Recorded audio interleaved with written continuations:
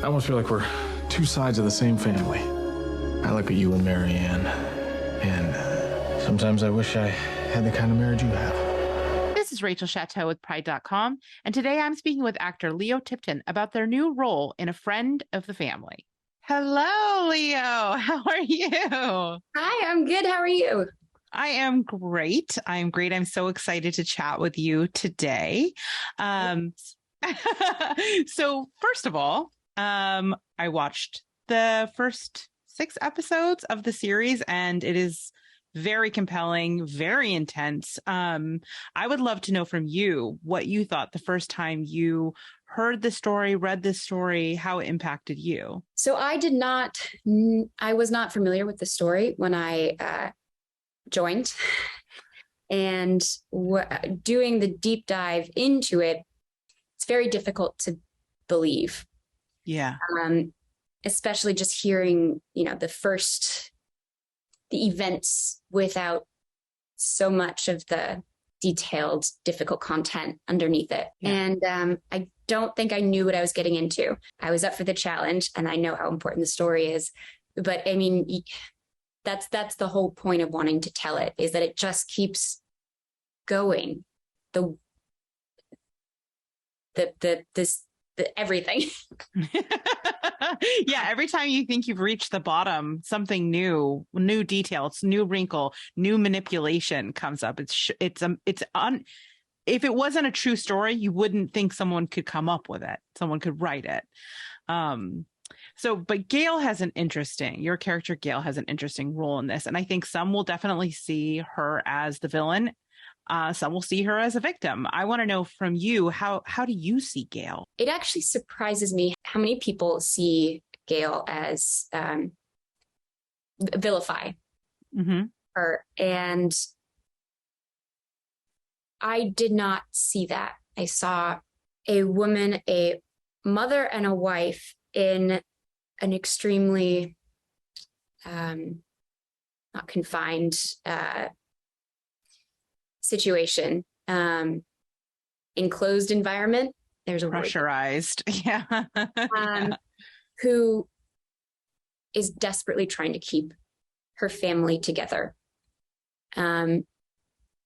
Divorce wasn't a thing, and especially in the LDS community, to divorce as a woman, it was bad. She wouldn't be able to take care of her kids. So everything I did, Gail's head was, this is for my family.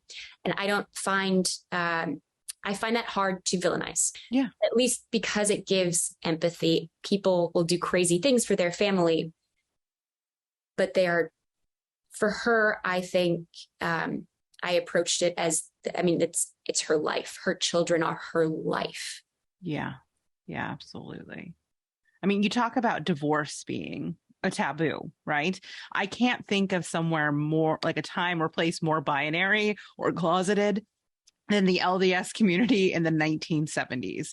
Yeah. As someone who is out, someone who is non-binary, like, how do you reflect on that kind of time? And do you feel like this serves as sort of a cautionary tale for what being closeted can make you vulnerable to?